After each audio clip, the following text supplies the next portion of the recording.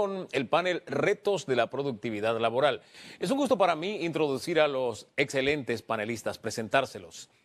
Irene Jiménez, ella es gerente general de Gethal Consulting Corp. Rubén Castillo Gil, abogado laboralista, socio de Mendoza, Valle, Castillo. Y René Quevedo, consultor empresarial y especialista en empleo. Pasamos a la primera conexión con Irene Jiménez. Irene, buenos días. Placer estar aquí. Ustedes dirán, ¿pero qué está haciendo Irene hablando en un panel laboral? En general me asocian a la alta tecnología. Ustedes ya saben que me he dedicado en los últimos años a los proyectos que tienen alto contenido digital, en un todo de acuerdo con la primera exposición. Pero déjenme decirles algo. A nosotros nos toca en este panel hablar del tema laboral, de la productividad laboral. Pero lo cierto es que esto es solo una parte. No se puede tomar solamente el tema laboral como una variable de ajuste o de someter todo el peso al sector laboral. La productividad del país ha caído y en los últimos 15 años no es fácil instalar empresas en el país. Y esto lo da en el ranking del Doing Business. El Doing Business en Panamá, en los últimos 15 años, hemos caído alrededor de 30 puntos. ¿Esto qué significa? Que no se pueden, o es mucho más dificultoso, instalar o invertir capital, tanto local como extranjero, que es el que produce el empleo. El empleo no se produce por sí solo. Lo primero que tenemos que hacer es definir un marco institucional que sea adecuado para que cualquier empresa de cualquier país o local, cualquier empresario, grande, pequeño, pueda tener los incentivos suficientes para tomar los riesgos de invertir. Porque también aquí entra la ley de oferta y demanda. Hay mucha gente por emplear, muchísimos recursos, pero es menos la cantidad en proporción de empresas o de empresarios o emprendedores que puedan emprender. Entonces, la primera fuente que hay que proteger es a las empresas. Entonces, vamos ahora tomando en cuenta que no solamente vamos a hablar del tema laboral, sino del marco institucional que tiene que acompañar al tema laboral, si no, no va a servir y lo que vamos a lograr es probablemente perjudicar más al sector, al empleado en este país. Tenemos que tener en cuenta eso. Otra de las cosas que hay que tener en cuenta es que los sindicatos cumplen un rol importante. Muchos dirán, pero Irene está hablando de esto seriamente. Sí, lo estoy hablando seriamente, pero no hablo del sindicato que corta las calles, no hablo del sindicato que tira piedras, hablo de los sindicatos en un rol que tiene que ser fundamental para defender las condiciones ya de calidad de vida de los empleados. El sindicato tiene que estar en ese rol, no en el rol de conquista, porque la palabra conquista, en verdad, lo que hace es definir ganadores y perdedores. Y una sociedad no se define por ganadores y perdedores. Una sociedad necesita individuos cooperantes. ¿Por qué esta introducción? Porque en este momento, particularmente en este momento, tenemos que reconstruir este país. Y para reconstruir necesitamos individuos cooperantes, no enemigos. Entonces, en este momento, ¿qué es lo que está probablemente retrasando y que va a tener que hacer un cambio y un cambio drástico en este país? Es el código laboral. Yo quisiera compartirles un par de láminas que quiero empezar específicamente por el ranking que en este momento salió hace aproximadamente 3 meses, obviamente con mediciones del año anterior, que es el ranking de flexibilidad laboral en el mundo OCDE más los países europeos. Bueno, déjenme decirles que en este ranking, voy a ver si puedo compartirlo, ustedes van a ver que en los primeros puestos figuran, ¿quiénes son los que figuran? Figuran Estados Unidos, figura Japón, figura Nueva Zelanda, UK, Canadá, Irlanda, Dinamarca, República Checa, Bulgaria, Suiza, Malta, en fin. ¿Qué es lo que está marcando este ranking?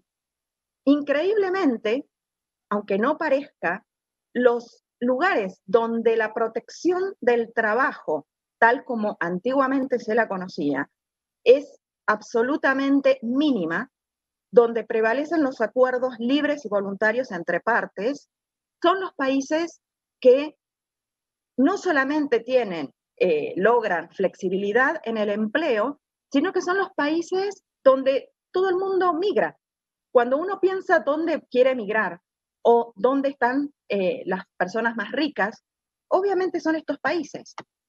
¿Y por qué será? Bueno, justamente porque las empresas lo que necesitan es justamente tener la posibilidad de adaptarse a la tecnología, adaptarse a cambios, adaptarse a la misma empresa para otros emprendimientos. Y este ranking, básicamente, ¿qué es lo que mide? Las 3 variables en el empleo, que es al inicio, la facilidad de contratar, como estaban explicando antes, durante el empleo y hacia el final, que es el despido.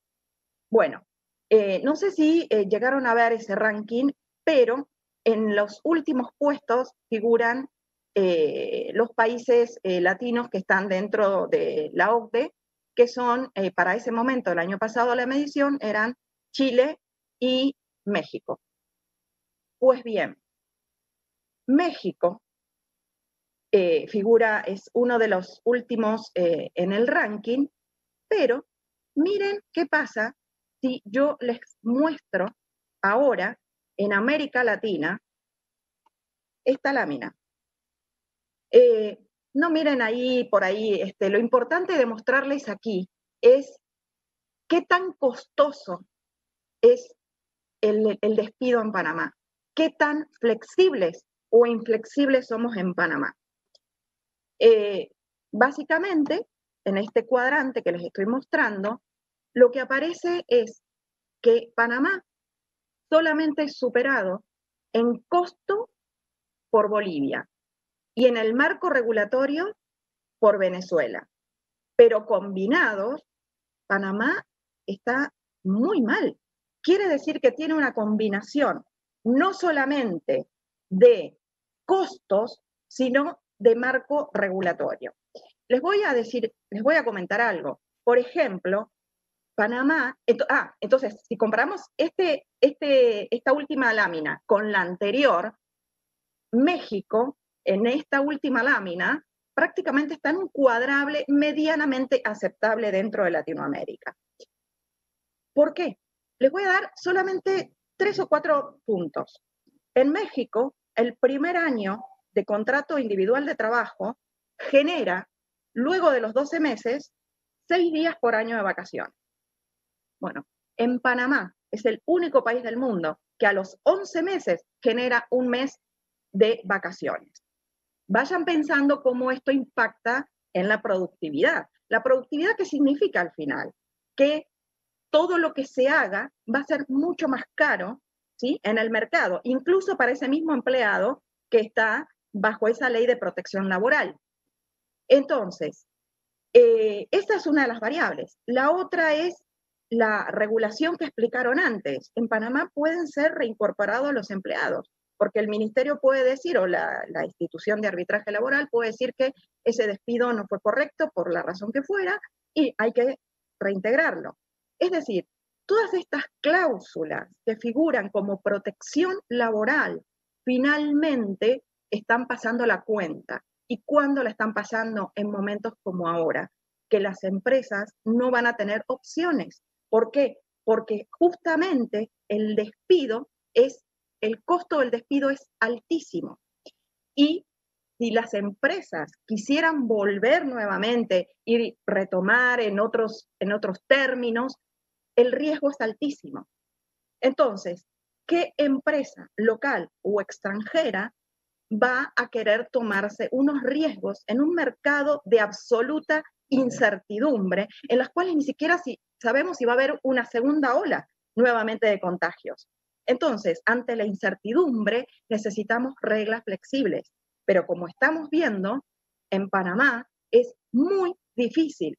Pero ya les digo, no solamente el despido, sino contratar, como bien explicaron antes, es muy difícil por las reglas incluso de no todo el mundo puede ser contratado, hay reglas de porcentaje, hay temas entre nacionales y extranjeros, y durante la manutención o durante el término del contrato laboral. Por ejemplo, las licencias, por ejemplo, los días libres, los feriados, los términos como se manejan las horas extras.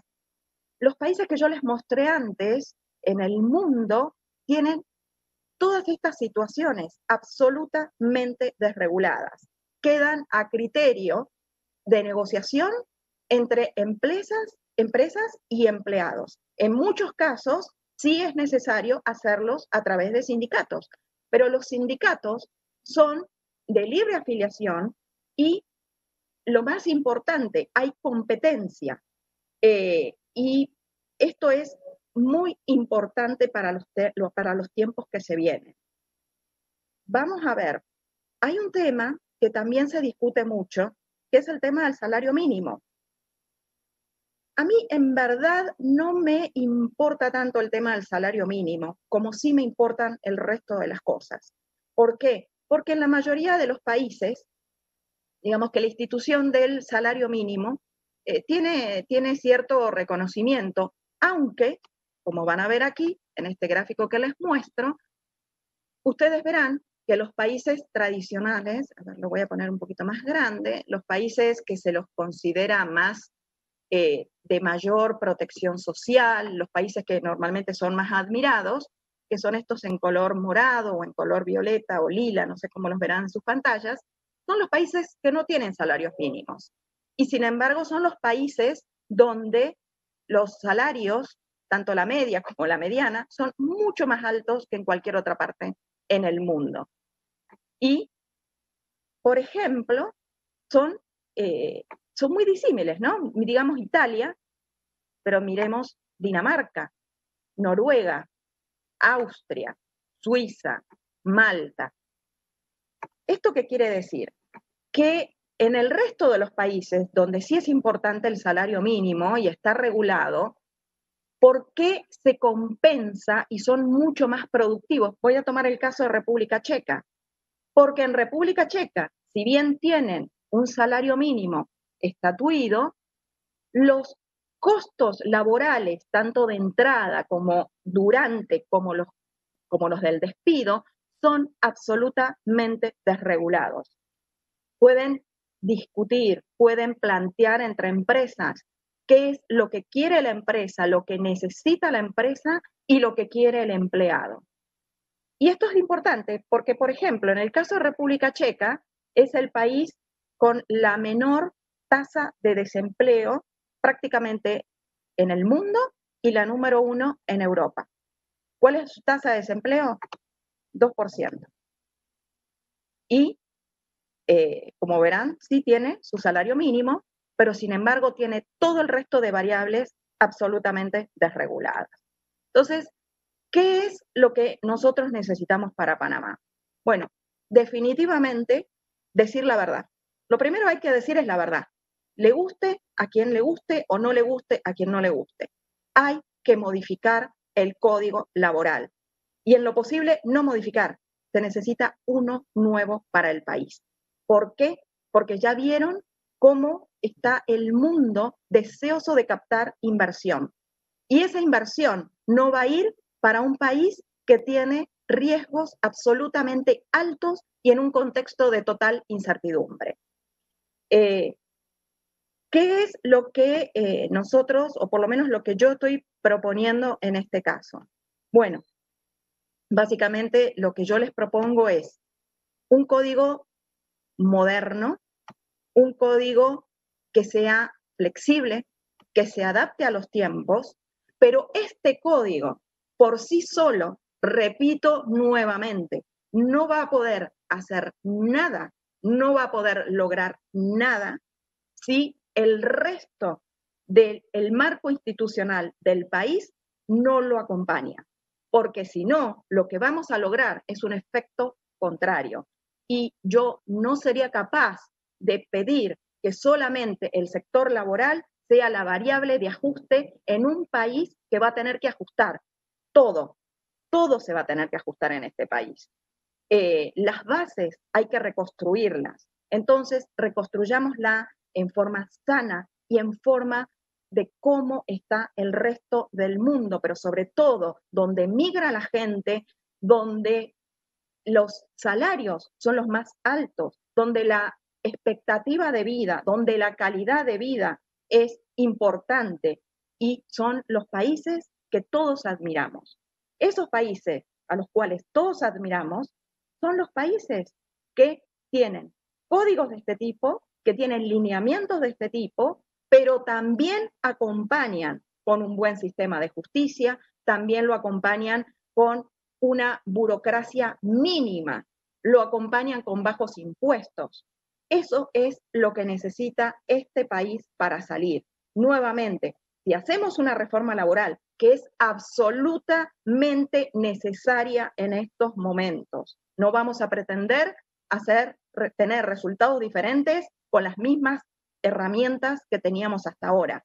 Esta reforma es absolutamente necesaria, pero no es sola, no puede ir sola, porque si no, sí vamos a lograr efectos indeseados. Y repito nuevamente, esto no es un tema de conquista, esto no es un tema de lucha, esto es un tema de una sociedad cooperante entre sí.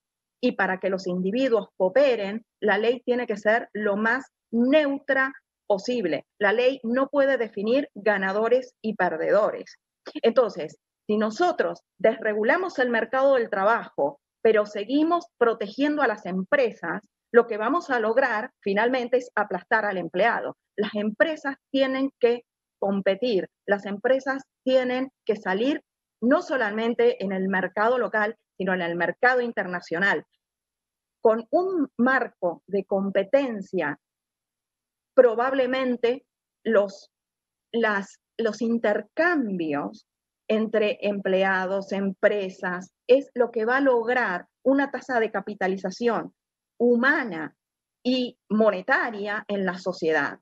La única forma es cuando la gente se mezcla, cuando la gente migra, cuando la gente va y viene. Esa es la forma de adquirir conocimientos. Y para que eso se logre, entonces las empresas tienen que salir a competir y los empleados van a tener que ajustarse a estos nuevos modelos ultra competitivos. ¿Por qué? Porque hoy el problema no está en un código, el problema no está en la protección o no.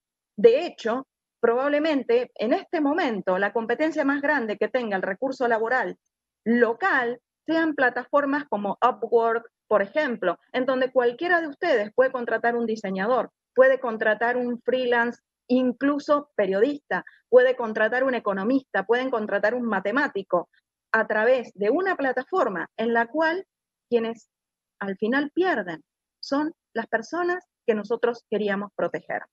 Entonces, ¿cuáles serían las partidas cuáles serían por ahí los puntos de partida para una reforma laboral?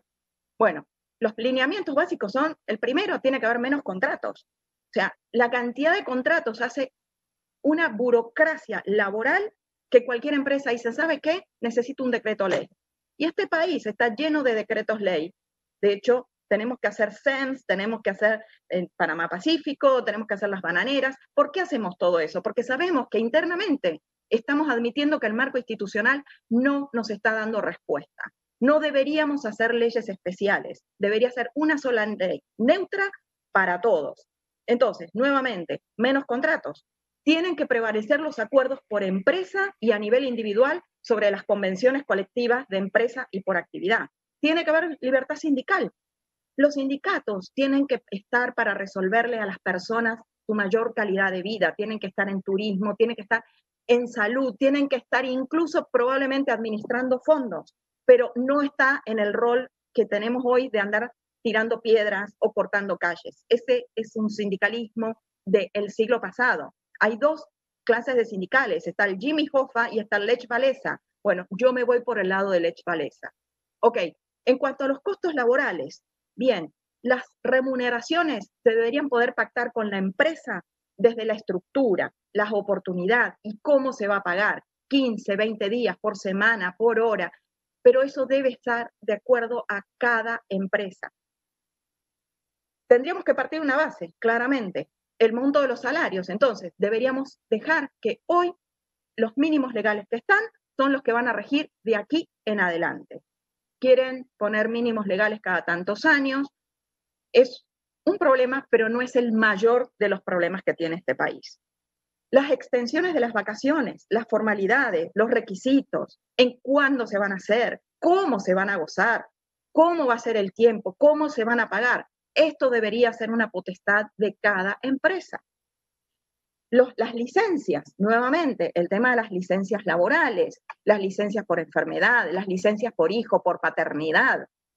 Cuanto más estén las empresas compitiendo por el recurso, más se les va a incrementar no solamente las remuneraciones, sino todo el contexto alrededor de mejoras salariales para los empleados. Recuerden que fue Ford el que aplicó en su momento todas estas cuestiones que hoy se conocen como conquistas sociales, o más modernamente, en el caso de Google, por ejemplo, o de todas estas empresas de tecnología, que le dan todos estos beneficios hoy a los empleados que hasta hace 10 años no se conocían. Son las empresas las que arrancan, pero justamente ¿por qué? Porque quieren conservar a los recursos para los cuales ellas están invirtiendo muchísimo para capacitar y para que sean los adecuados para esa producción que compite globalmente.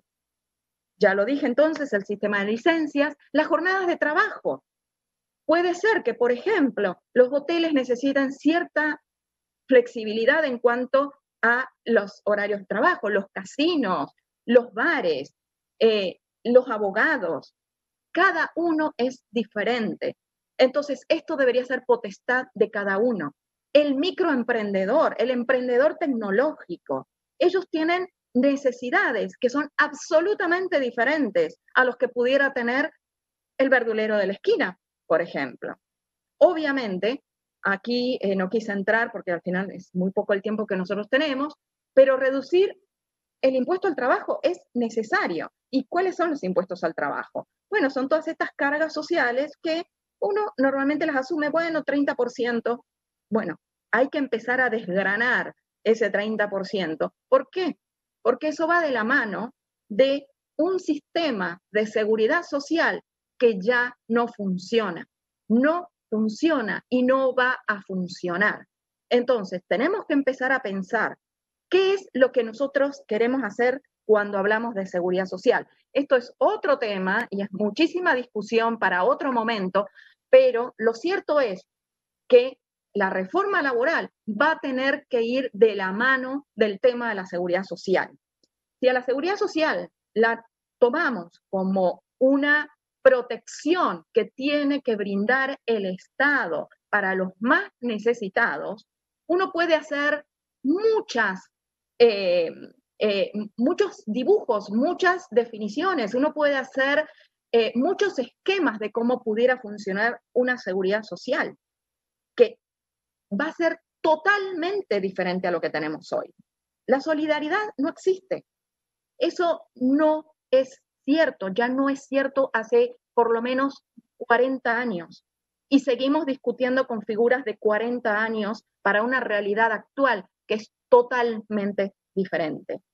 Entonces, me quedó por comentar, bueno, otra de las propuestas que es con respecto a las indemnizaciones, entonces que también pueden definirse por empresas, la extensión, las modalidades, preaviso, montos. Yo les quiero comentar algo. Lo comenté muy por encima, pero sé que ya estoy casi terminando mi speech. El monto total que paga el costo gracias a la regulación rígida que tiene Panamá es el segundo más alto de la región, pero en el mundo es uno de los más altos. En el mundo. no he encontrado país donde a los 11 meses te paguen 30 días de vacaciones.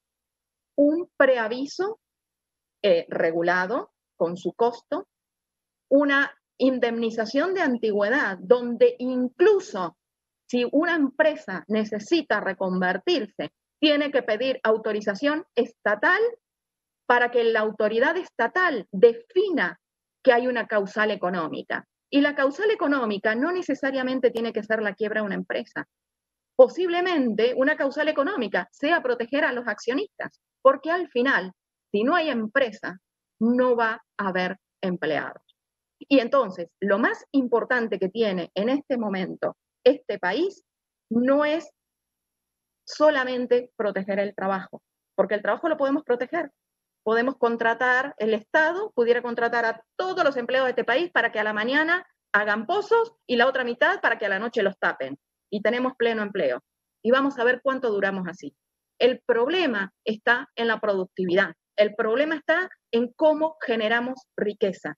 Y la forma que tiene este país de generar riqueza es produciendo y que las empresas, pero no las grandes, los chiquitos, los emprendedores, puedan decidir dónde poner su dinero y arriesgar y producir riqueza. No hablamos de plata, hablamos de bienes tangibles en una sociedad. Se terminó la deuda, tenemos que saber cómo vamos ahora a manejarnos con este endeudamiento que tenemos y que nos está golpeando las puertas, y cómo, por el otro lado, sostenemos a darle certeza a estos microemprendedores que salgan, que nadie los va a molestar en su emprendimiento y que si les va bien, fantástico, porque van a pagar impuestos. Pero de la otra forma, si pensamos que como estamos vamos a lograr riqueza, estamos absolutamente equivocados. Entonces, nuevamente, la reforma del Código Laboral no debería ser una discusión, pero no es sola. Tiene que ir acompañado de un marco institucional que le dé el marco precisamente para que este país se refunda, se refunde y salga para adelante. No hay otra opción. Creo que mi tiempo ya ha llegado a su fin. Agradezco la atención y nuevamente quedo a disposición para el tiempo de preguntas y respuestas. Gracias, gracias. Llegará ese momento. Le agradecemos su intervención. Ahora vamos a escuchar al licenciado Rubén Castillo Gil, abogado laborista. Muy amable por tu presentación. Tengo que agradecer cumplidamente a la presidenta Mercedes Geleta de Brenes por esta oportunidad, también a su junta directiva. Vamos a compartir la presentación que creo que ustedes pueden ver en la pantalla en este momento.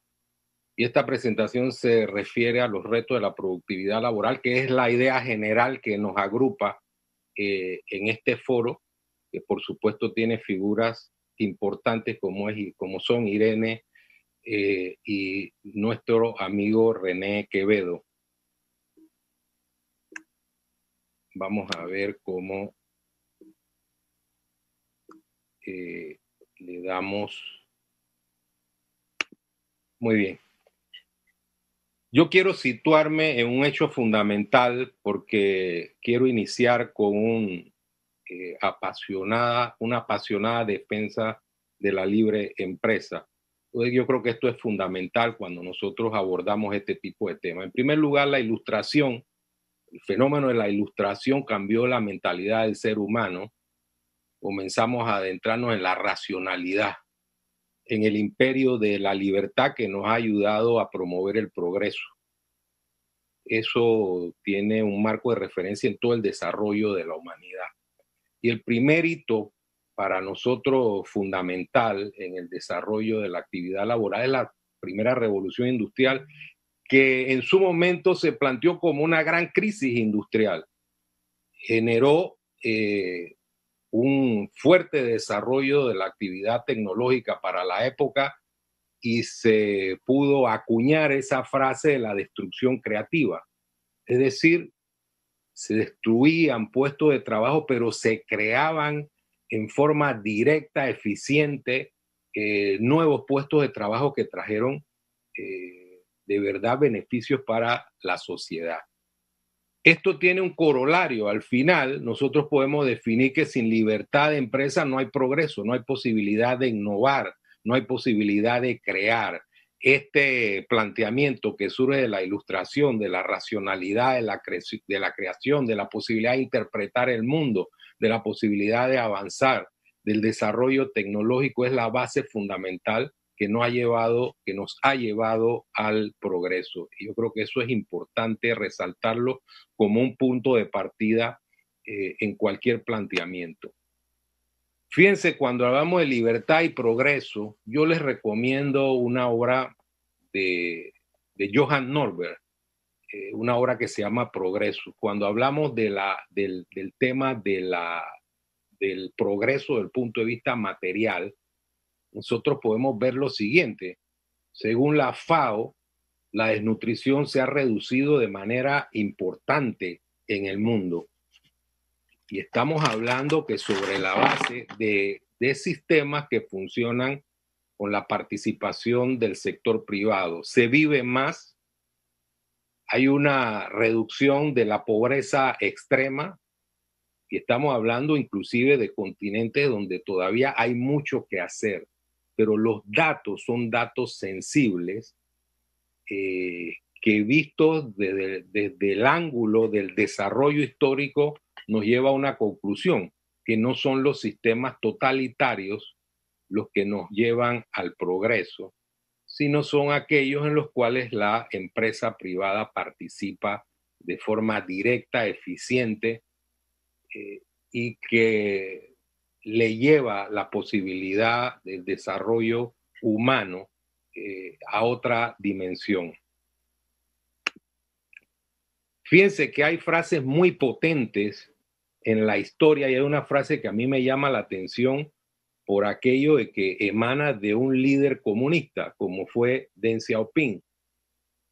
En un momento dado, para tratar de generar un salto cuántico en el desarrollo de la economía china, Deng Xiaoping se dio cuenta que tenía que incluir dentro de sus variables la libertad empresarial, la libertad económica. Y eso ayudó a salvar, a nuestro juicio, una sociedad atrasada. No entremos en el componente de las libertades públicas, democracia y demás. Situémonos en este concepto y en esta frase expresada por un líder comunista que dijo en su momento que ser millonario es glorioso. Es una cosa extraña y podría decirse que es un monumento al concepto claro de lo que es la participación del sector privado, la posibilidad de lograr objetivos en la vida fruto de la libre empresa. Es algo que me ha llamado la atención y es una frase que queda en la historia de las ideas humanas. Cuando hablamos del empleo en el mundo del futuro, fíjense que hay unos elementos que me gustaría resaltar. Las leyes no decretan la felicidad. Nosotros tenemos constituciones en algunos países de América Latina que decretan constitucionalmente la felicidad. Cuando nos vamos a la Constitución de Estados Unidos, buscan una fórmula que para mí es fantástica porque dice que se garantiza la posibilidad de la búsqueda de la felicidad. El Estado, ese ogro filantrópico, como lo definió el escritor Octavio Paz, no puede garantizar la felicidad de todos, sino que tiene que ser un facilitador para que las personas desde su perspectiva personal, conectadas con las necesidades de la colectividad, puedan lograr construir esa felicidad. En la modernidad los cambios son continuos y exponenciales.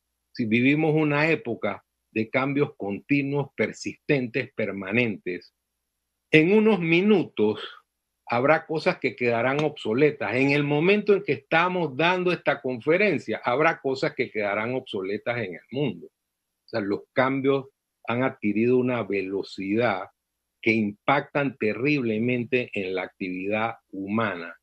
Eso significa que debemos estar atentos a esos cambios y en alguna medida establecer estructuras mentales que nos permitan promoverlos. Lo más importante es prever el futuro.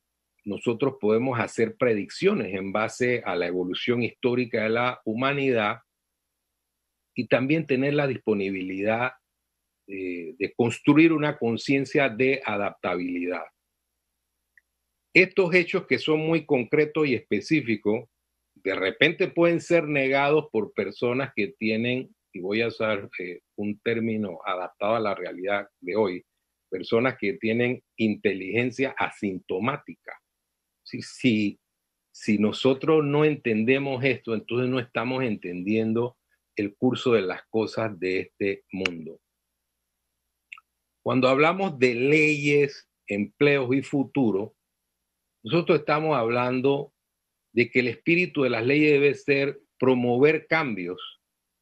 No podemos construir una estructura jurídica que se base en hechos del pasado. El Estado debe ser un facilitador.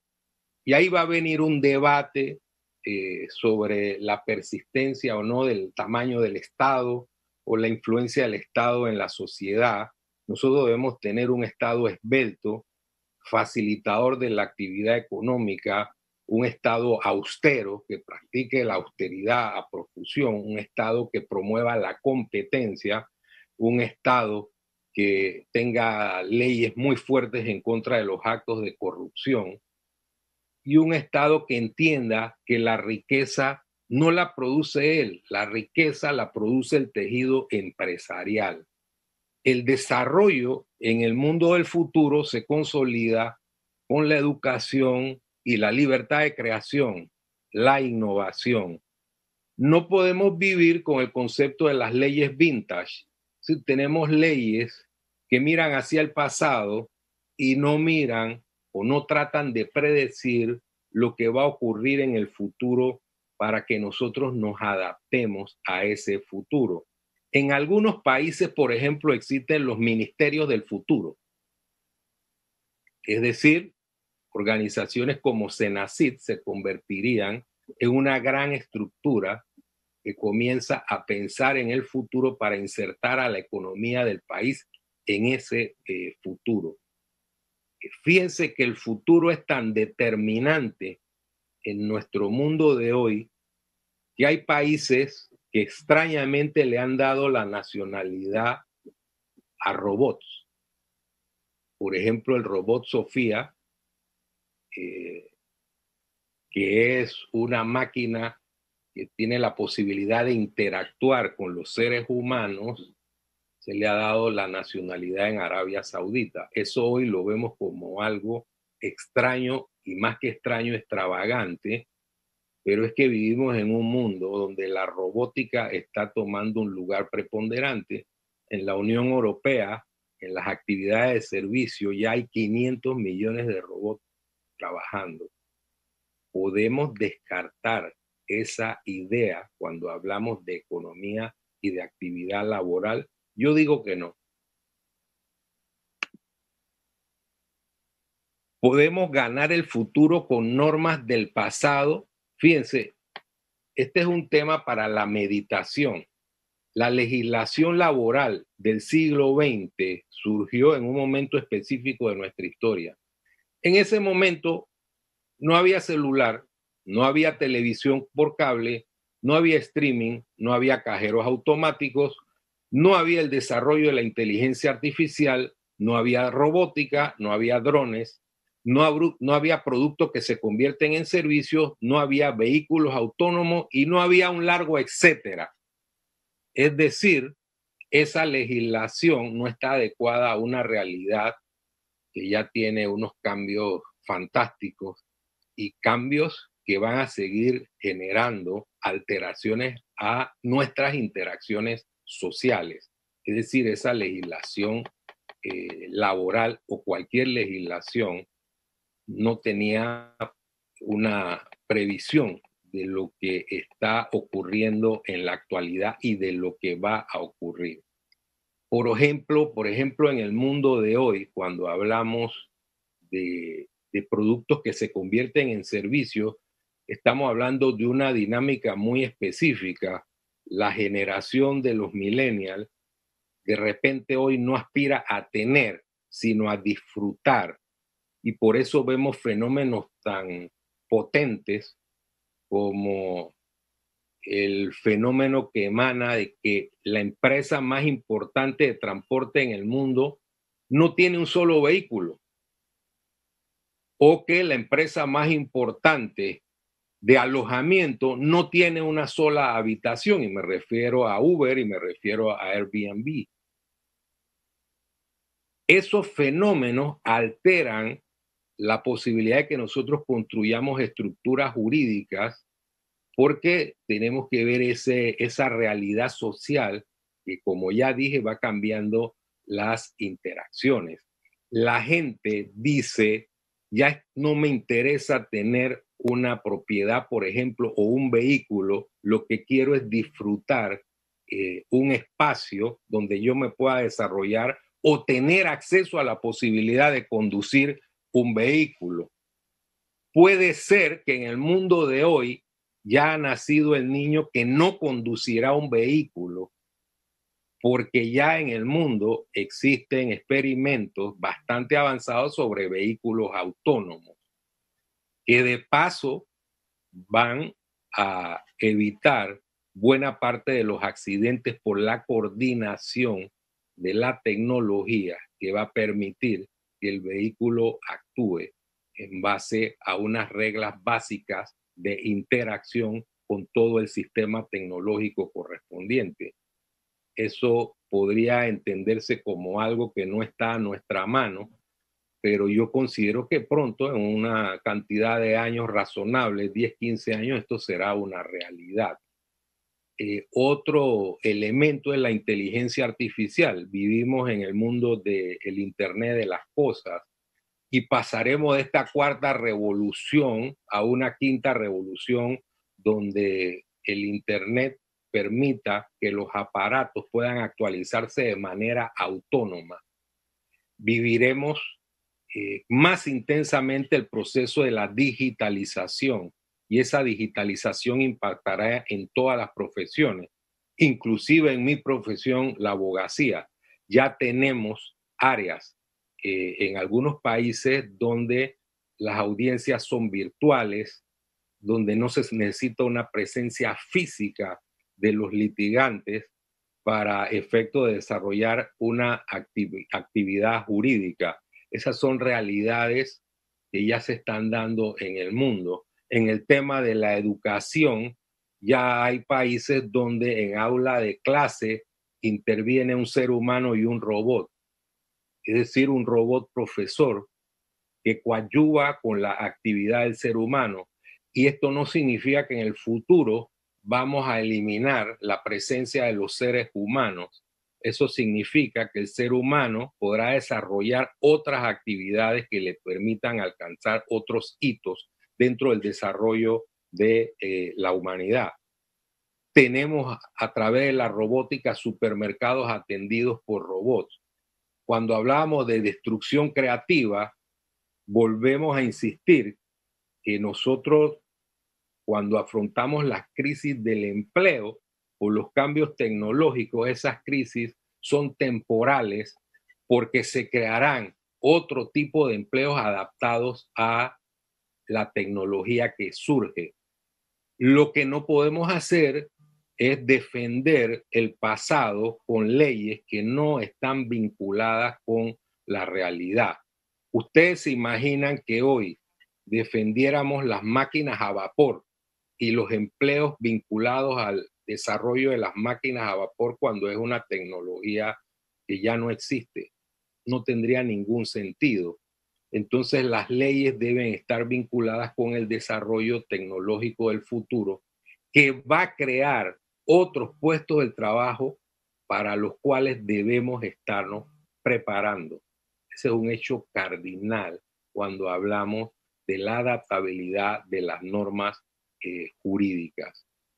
Fíjense, otro tema fundamental en el desarrollo de la humanidad es el agrotech. Ya existen países donde no se cultiva con mano de obra, donde la tecnología evita que las plantaciones se destruyan por plagas u otros fenómenos de la naturaleza. ¿Por qué? Porque hay un monitoreo constante en base a plataformas tecnológicas. ¿Eso también qué significa? Significa que nosotros estamos en un proceso en el cual el hombre va a poder utilizar la agricultura con mayor eficiencia y mayor extensión.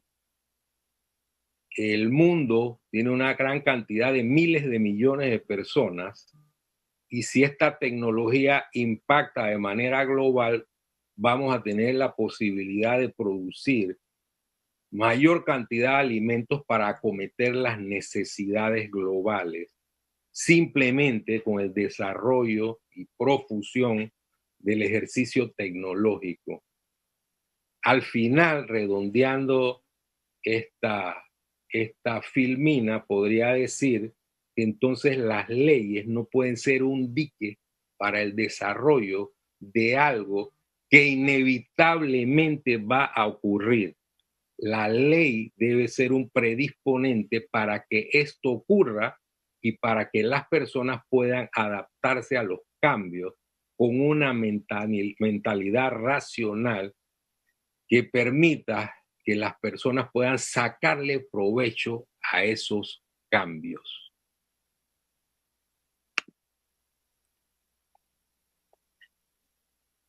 ¿Qué tendríamos que hacer?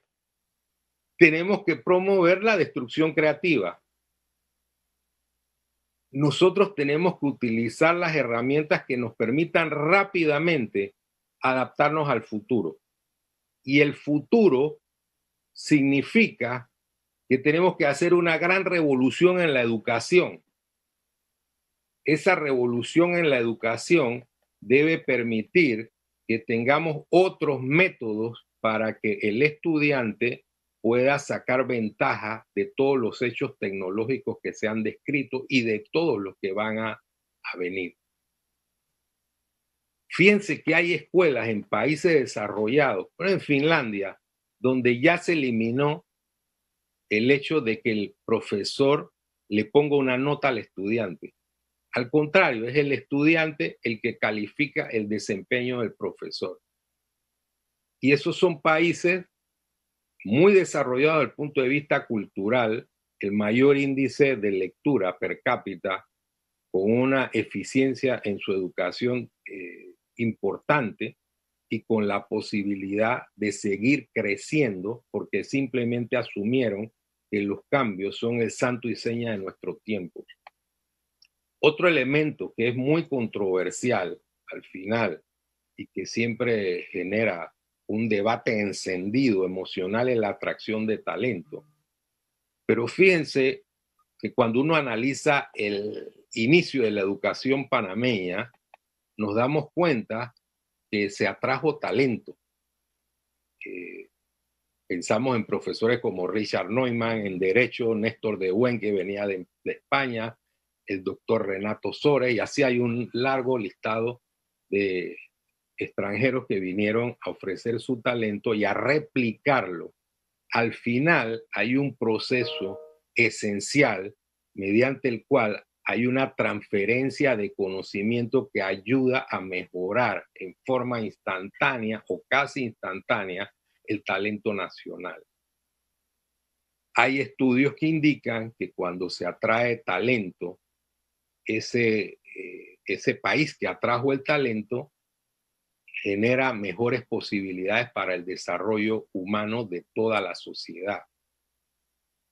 Esto obviamente no puede ser arbitrario, debe ser fruto de un análisis de las áreas en las cuales nosotros debemos concentrarnos, de un plan estratégico que querramos desarrollar, pero es un tema que debemos analizar de manera desapasionada para evitar esos debates estériles que simplemente plantean que el país debe balcanizarse, es decir, aquí no debe entrar nadie, no debemos importar ninguna otra idea y debemos estar a la espalda de la globalización, cosa que es un gravísimo error que atenta o conspira contra el desarrollo de la sociedad panameña.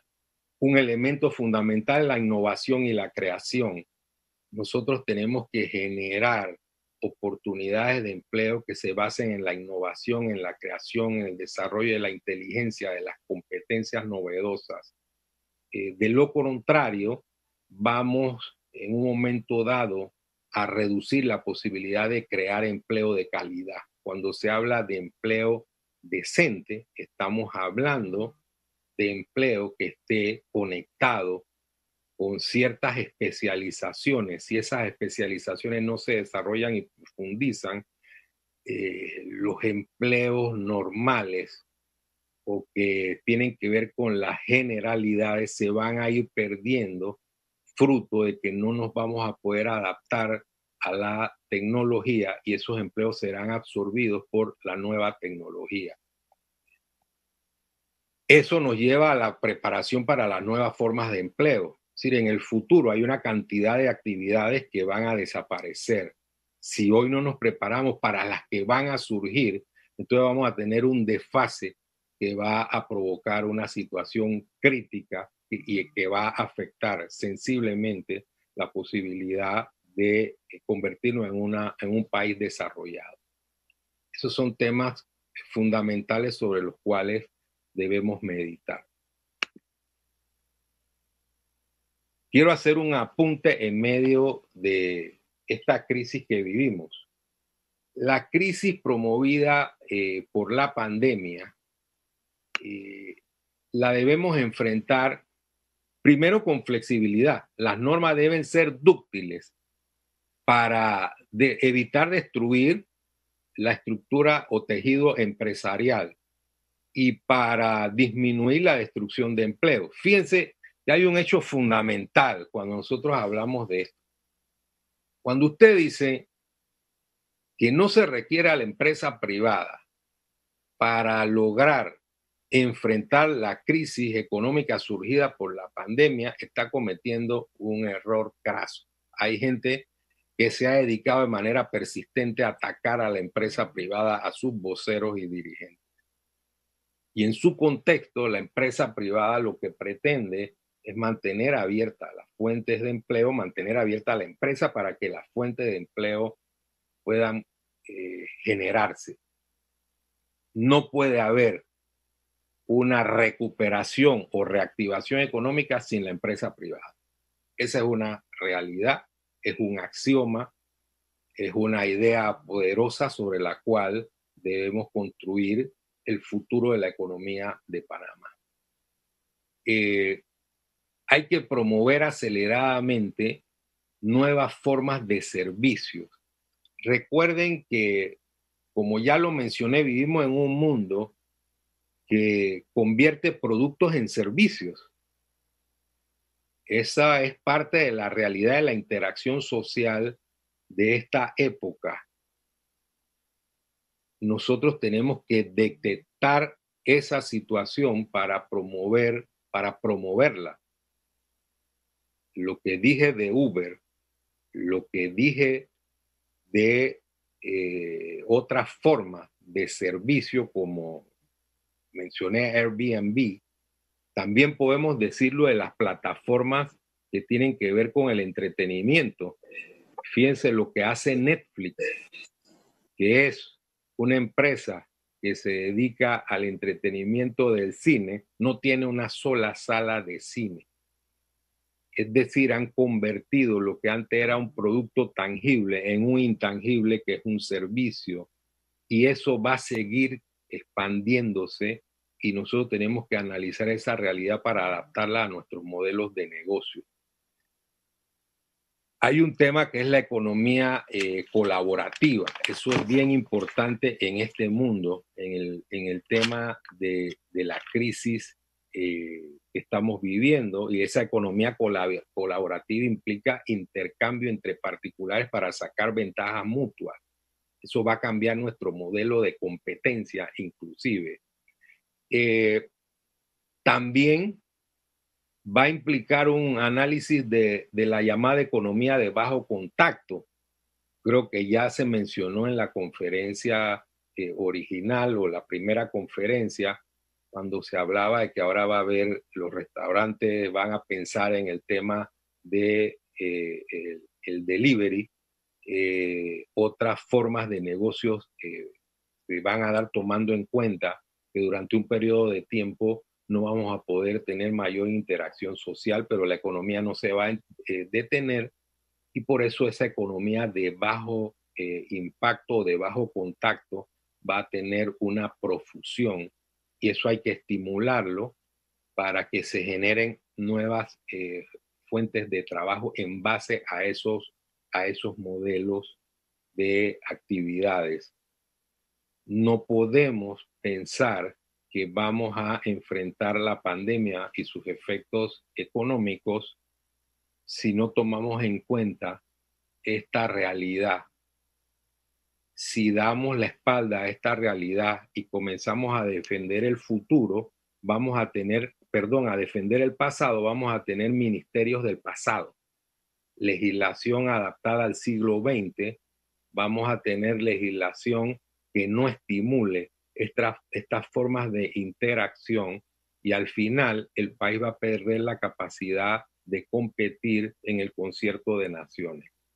Las legislaciones, en muchas ocasiones, por no decir en la mayoría de las ocasiones, no van a la velocidad de los cambios sociales. Los cambios sociales deben determinar el curso de las leyes, y las leyes deben ser lo suficientemente flexibles para que esa realidad tecnológica que avanza de manera exponencial pueda ayudarnos a enfrentar la crisis que estamos viviendo de forma más eficiente. Con esto culminamos nuestra presentación y esperamos ansiosamente el periodo de preguntas y respuestas. Eso será muy en breve, don Rubén. Después de esta interesante exposición, le damos las gracias y le damos la palabra también ahora al consultor René Quevedo. René, buen día.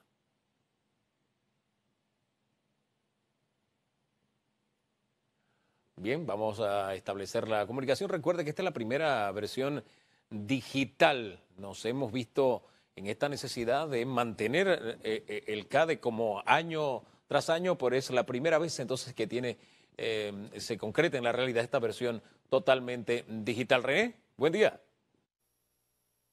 Bien, buenos días, Hugo. Es un placer estar acá. Mi agradecimiento al comité organizador de APEDE, a Batieleta, mis saludos a Irene y a Rubén que me precedieron.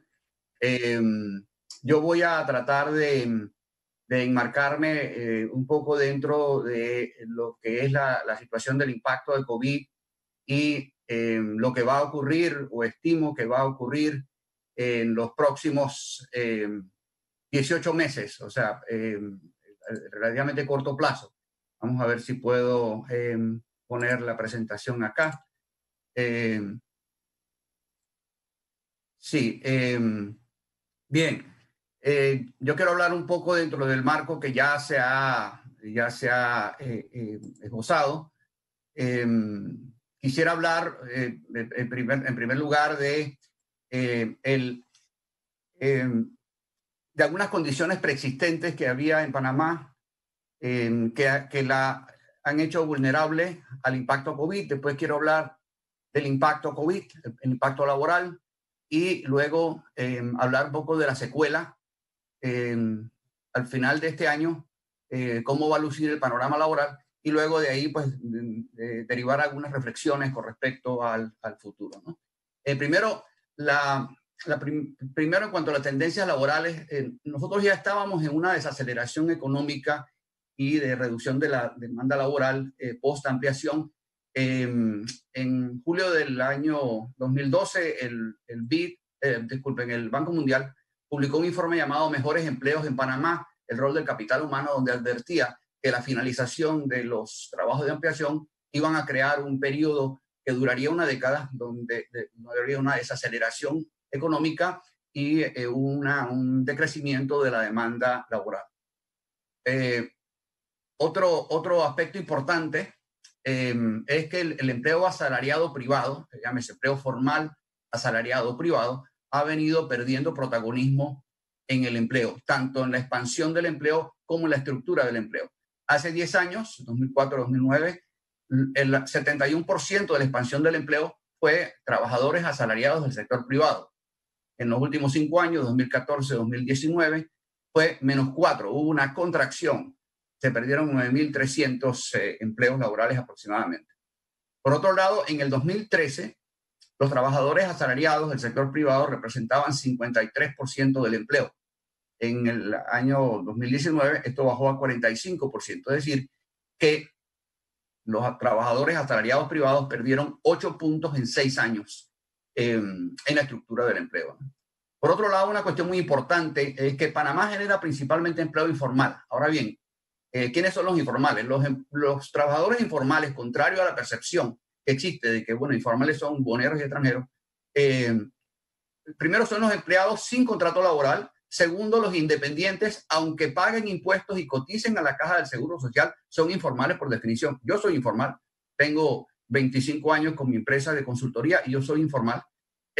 Los patronos con menos de 5 trabajadores, las empleadas domésticas y los trabajadores familiares son los trabajadores informales. La única manera como yo sería, yo puedo ser formal y si yo estoy emplanillado en algún lado. Es importante que eso se entienda porque hay un manejo, o sea, se ha estigmatizado el término informalidad. Del 2011 al 2019, 3 de cada 4 nuevos empleos generados prácticamente en los últimos 8 años han sido informales. Del 2014 al 2019, 85% de la expansión del empleo fue informal y el otro 15% fue un aumento de la planilla estatal porque se agregaron 35.350 nuevos funcionarios. ¿Okay? El año pasado, 100% de la generación del empleo fue informal. Dicho sea de paso, solamente un 7% de la expansión del empleo fue en el comercio y la mayoría de los trabajadores informales estuvieron en la industria, logística, servicios administrativos y otros servicios. Por otro lado, como dato curioso, 60% de todos los trabajadores que encontraron empleo el año pasado, que cuando se generaron 52.000 empleos, tenían más de 50 años de edad y tenían títulos universitarios, lo cual nos lleva a replantearnos la idea aquella donde decía del informal como boneros extranjeros, ¿no?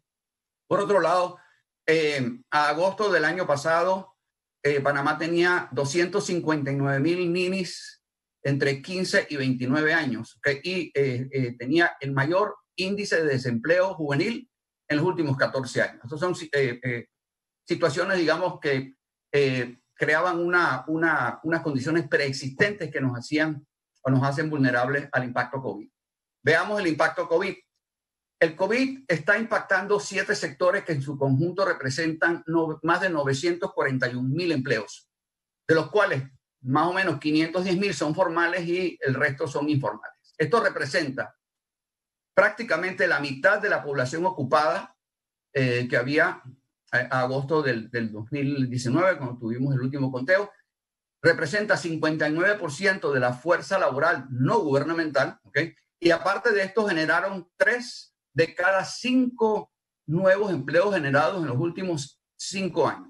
Estos sectores son el comercio, la industria, el transporte, los hoteles y restaurantes, el entretenimiento, los servicios administrativos y los servicios financieros y seguros. ¿Okay? Ahí realmente, aunque el COVID va a impactar a toda la economía, pero realmente va a tener un mayor impacto en estos sectores. Cualquier cosa, definitivamente, al imponer restricciones de movilidad, vamos a impactar el comercio, donde en una economía donde 1 de cada 5 trabajadores es un trabajador del comercio.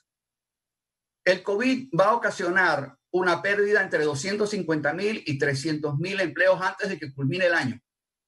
Aproximadamente entre 125 y 150.000 van a ser formales, ¿okay? Resultando en una contracción neta de la población ocupada de un 15% y una catástrofe laboral que llevará la tasa de desempleo por encima del 20%, trayendo consigo una crisis social sin precedentes. El impacto es inminente. Entonces yo creo que es importante que entendamos, y ahorita voy a mostrar algunas cifras que corroboran que vamos en esa dirección, que como digo es prácticamente inevitable, ¿no? Por otro lado, a 2 meses de haberse iniciado la reapertura del bloque 1, la evolución económica y laboral marcha a un ritmo más lento de lo esperado, pues obviamente por lo que ya sabemos todos, que es que nos ha sido complicado controlar la tasa de contagios del COVID, ¿no? La pérdida de empleo más o menos se va a dar de esta manera. Aquí está desagregado en formales e informales por sector. En resumen, el 86% del impacto del empleo va a estar en 4 sectores: comercio, industria, logística y hoteles y restaurantes. 80% de la pérdida del empleo será urbana. El COVID es un fenómeno urbano desde el punto de vista laboral.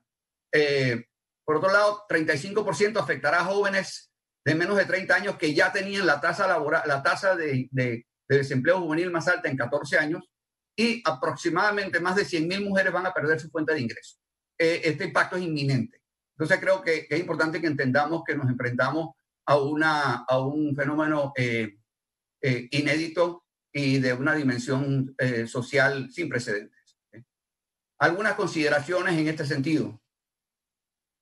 La reactivación económica y la sostenibilidad laboral depende de la generación de consumo. Es decir, el consumo, tenemos un problema de demanda, ¿ok? Sin consumo no hay ventas, sin ventas no hay ingresos y sin ingresos no hay empleo. Yo creo que es tan sencillo como esto, ¿no? Ahora bien, si asumimos de la premisa, partimos de la premisa, digamos, optimista de que solamente 250.000 trabajadores van a perder su empleo, esto nos deja, tomando como base el último conteo de población ocupada, que habrá 1.640.000 trabajadores que no perderán sus fuertes ingresos, asumiendo un consumo mensual de $500 por parte de esos trabajadores. Partimos de la premisa de que el ingreso promedio del trabajador panameño es 720, pero asumiendo que solamente gastan 500, eso traería aproximadamente 10.000 millones de consumo al año, ¿okay? De esto, 500 millones se van a ir estrictamente en comida, que simplemente, si tomamos ese número de trabajadores, lo multiplicamos por 320, que es el costo de la canasta básica. Ahora bien, esto solamente es posible, esto es una figura teórica. ¿Por qué? Porque solamente eso es posible si tenemos las actividades económicas ya reabiertas y, más importante aún, existe la confianza por parte de los consumidores con respecto a sus ingresos. O sea, si yo no estoy muy seguro si yo voy a tener empleo o voy a tener ingresos, yo voy a ser mucho más cauto a la hora de gastar o de consumir. Por otro lado, yo creo que es importante este dato. Cumplidos 4 meses de cuarentena y 2 meses de iniciada la reapertura del bloque 1, ¿okay? Hoy hay aproximadamente unos 273.000 contratos laborales suspendidos y registrados en Mitradel. Esto representa 31% de los empleados asalariados del sector privado, que son 873.000 y tantos, según el último informe del INEC de agosto del año pasado. A esta cifra hay que agregarle los contratos suspendidos y no registrados en Mitradel, particularmente en MIPYMES, que representan más o menos una cifra similar, ¿ok? Entonces creo que es importante que entendamos lo siguiente, ¿ok? En este contexto, se puede afirmar que actualmente la mitad de los empleos formales del sector privado se encuentran suspendidos o ya no existen. Repito, la mitad de los empleos formales del sector privado están suspendidos o no existen. Entonces, obviamente, esto nos hace predecir que el impacto al final del año va a ser masivo sobre el empleo tanto formal como informal. Yo anticipo que obviamente algunos de estos empleos o gran parte de estos contratos suspendidos se van a reactivar, y la mayoría del impacto, por lo menos un 60%, será de empleo informal, pero estamos ante un impacto inminente, ¿okay? Nada cierto otra cosa importante, depende de algo incierto. Si no controlamos la tasa de contagio del COVID, va a ser muy difícil trazar una hoja de ruta para la reactivación sostenible de la economía. ¿Okay? Entonces yo creo que es importante que entendamos esto. Dos elementos, ¿no? El control de sanitario y el tema, como les dije antes, de la confianza. Entonces la pregunta es, ¿con qué rapidez reaccionará el consumo y el empleo en cada sector al levantamiento de las restricciones de movilidad? Yo creo que esa es la pregunta central que debemos hacernos para poder estimar realmente el impacto o la mitigación del impacto en el empleo, ¿no? ¿Cuál va a ser el escenario post-COVID este año? En el 2019 el sector privado representó 85% del empleo en el país, 45% asalariado, 40% no asalariado. Al final del 2020, la mayoría de los trabajadores del sector privado serán no asalariados. Lo que pasa es lo siguiente, el sector privado va a perder aproximadamente 18% de estos empleos. ¿Por qué? Porque yo estimo que el empleo se va a reducir en un 15% total, pero como la planilla estatal se va a quedar más o menos en el mismo número, el mayor impacto lo vamos a tener en el sector privado, como le decía, que tiene un componente asalariado y otro formal e informal, ¿no? Por otro lado, importante que cuando el empleo, cuando se reactive, va a ser informal. De hecho, ya lo es. ¿Okay? Entonces, creo que yo no visualizo generación de empleo formal, por lo menos por los próximos 18 meses. La generación de empleo estará marcada por 5 tendencias. Uno, emprendimientos. Los emprendedores han sido y seguirán siendo el motor del empleo. Va a haber mucha tercerización, o sea, compra de servicios y no contratación, digamos, de trabajadores. La tecnología va a marcar un impacto importante en el teletrabajo y los cambios en los patrones de consumo en el comercio particularmente. Entonces, estos son patrones que en los próximos 18 meses van a impactar mucho la generación de empleo, ¿no? En este contexto, los encadenamientos productivos alrededor de la seguridad alimentaria y fitosanitaria, la agroexportación y la construcción de infraestructura pública serán los motores de la generación de empleo a corto plazo debido a la sostenibilidad de la demanda directa, así como la demanda que inducen en otros sectores. Cada 100 nuevos empleos en construcción me generan 60 nuevos empleos en otros sectores a través de la demanda inducida.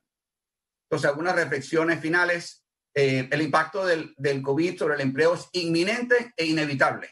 Yo creo que es importante que nos preparemos para ese escenario. No podremos evitarlo, pero sí mitigar su impacto social. Gran parte, una cuestión importante, y yo creo que ha sido bastante claro en las presentaciones que me precedieron, el marco de gestión del capital humano en nuestras empresas fue diseñado para un mundo que ya no existe. Entonces yo creo que es importante adaptarnos a lo que viene. A partir de este año, los emprendedores y no los trabajadores serán la mayor parte de la fuerza laboral del país. La tecnología está aceleradamente transformando relaciones laborales entre trabajadores y empleadores en relaciones comerciales entre clientes y proveedores. Es por ende imperativo un gran diálogo social basándonos realmente en las realidades, ¿ok? Finalmente, aparte de explorar una posible adecuación del régimen laboral para adaptarlo a los cambios en el entorno, se hace absolutamente necesaria la creación de un marco para los nuevos emprendedores que seguirán siendo el motor del empleo en el país. Así que muchísimas gracias por la invitación y quedo atento a las preguntas que tengan a bien hacerme. Muchísimas gracias, René. Y la verdad es que hay muchas preguntas, pero en aras de maximizar el uso del tiempo, ciñéndonos al tiempo, vamos solamente a cada uno de los expositores en este panel a dirigirle a cada uno una pregunta. Iniciamos con Irene. Si no se hace una reforma laboral, ¿qué posibilidades existen de que la inversión extranjera se focalice en el país? Absolutamente ninguna, porque el capital no tiene corazón y el capital va a ir donde se cumplan 3 condiciones. La primera, un marco institucional adecuado, específicamente en el ámbito de la justicia.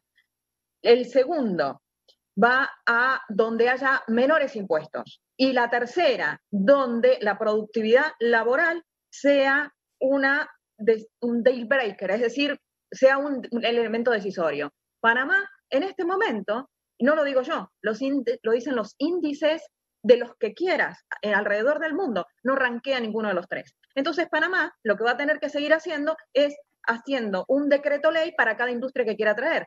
Básicamente, la última que sacó de las empresas manufactureras, una ley cuando el mundo en realidad de la manufactura está en retirada, está regresando esos empleos que tenía alrededor del mundo, Indonesia, la China, alrededor del mundo, los están regresando a sus países de origen. Por ejemplo, en el caso de Estados Unidos, que inició esa corriente. Y las últimas encuestas demuestran que en los próximos 10 años esa va a ser la tendencia. Entonces, el tema es que no generamos por ley las cosas. Las cosas se generan con buenos marcos institucionales que sean neutros. Cualquiera pueda invertir en este país. Gracias, muchas gracias, Irene. Pasamos a don Rubén Castillo. Esta es la pregunta. ¿Está de acuerdo con promover clústeres laborales en Panamá?